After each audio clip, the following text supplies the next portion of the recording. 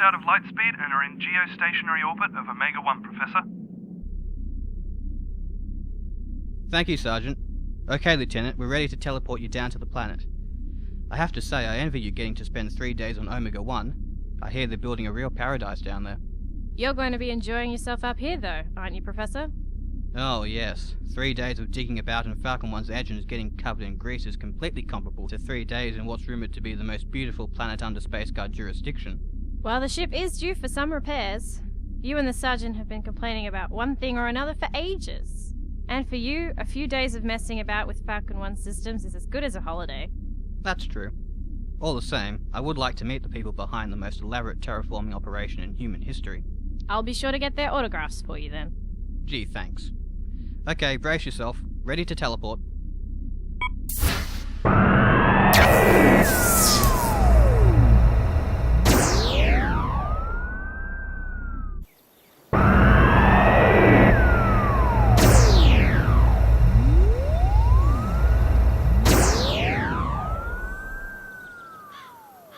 Hello.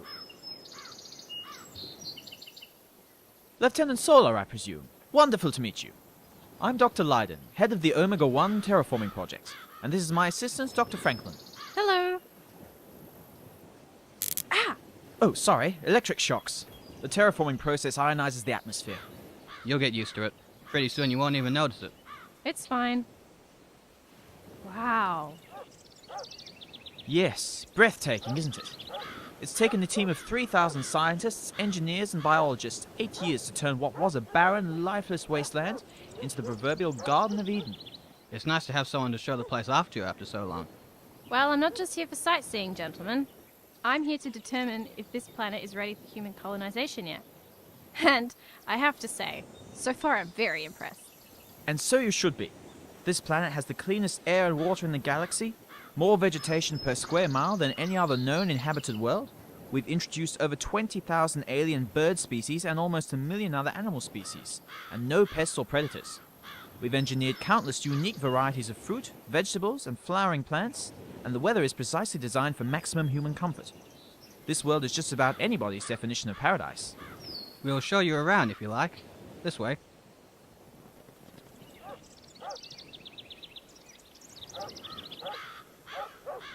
It almost seems too good to be true.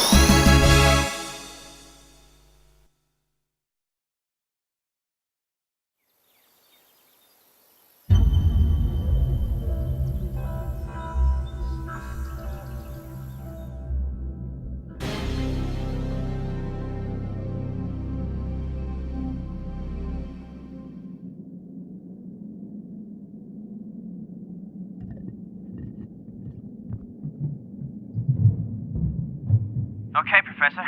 We've opened up panel M33. What are we looking for exactly? Look to the right of the radiation shield calibration controls. You should see a large circuit board labeled XB994027. Yeah, I see it. Good. Now remove the 3 oscillators and replace them with the ones in the case you brought out with you. Right. Let's get to work.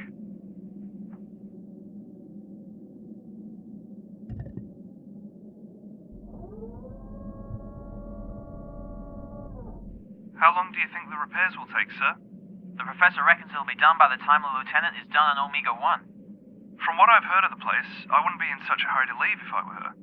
I wish the upper atmosphere weren't so thick. I'd love to see it from up here. Yeah, I bet the lieutenant's gonna have a memorable few days.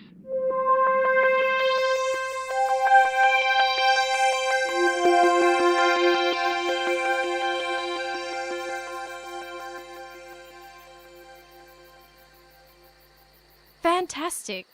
There's something so serene about the atmosphere here. Like that stillness before a thunderstorm. But the storm never comes. The sky is always blue. And the colours! I've never seen such an incredible variety of plant life. No one has. All the plant life has been especially designed to live on this world. And of course we paid special attention to their aesthetic value. Well, you've done an excellent job. How many colonists do you estimate could arrive in the first wave? How many have you got? Basically, we want as many people here as possible as soon as possible. 8 years is long enough to wait to put our world to use. The first lot of colonists can take our cabins once we've all taken off. Then they can expand the colony and build their own houses. Aren't you worried about deforestation? Not at all. These are the fastest growing trees in the galaxy. We like to joke that once you cut down a tree, it grows back before you can shout, "Timber!" Terraformers aren't known for their wit.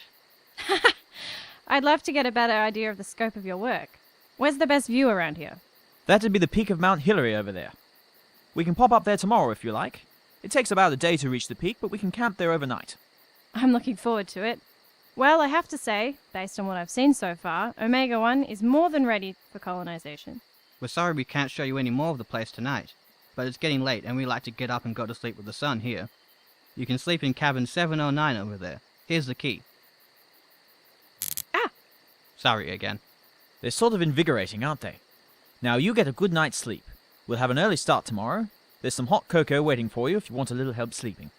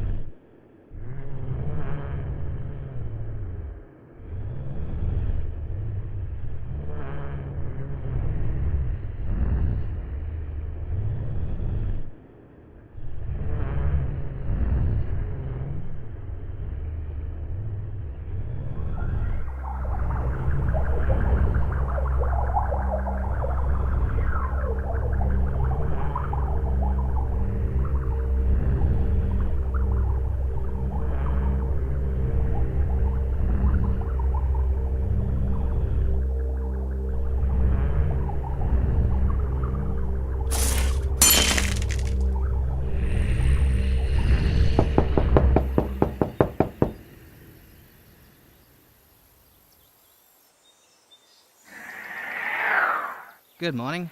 Hope you slept well. We'll start off for Mount Hillary in an hour. Okay. You alright? Yeah, I had a weird dream, that's all. That's just first night syndrome. The first day on a new planet can play havoc on the brain. Oh yeah.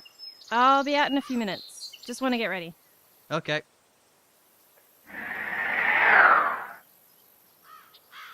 Just a dream. What the?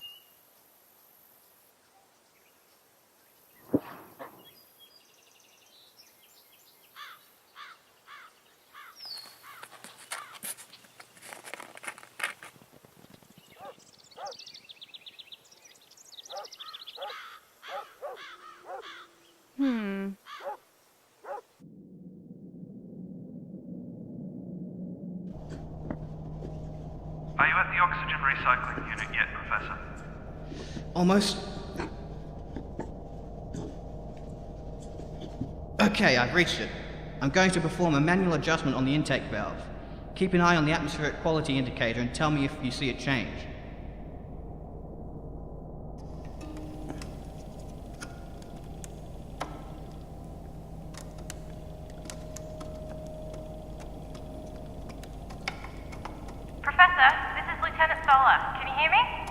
Hang on, Sergeant.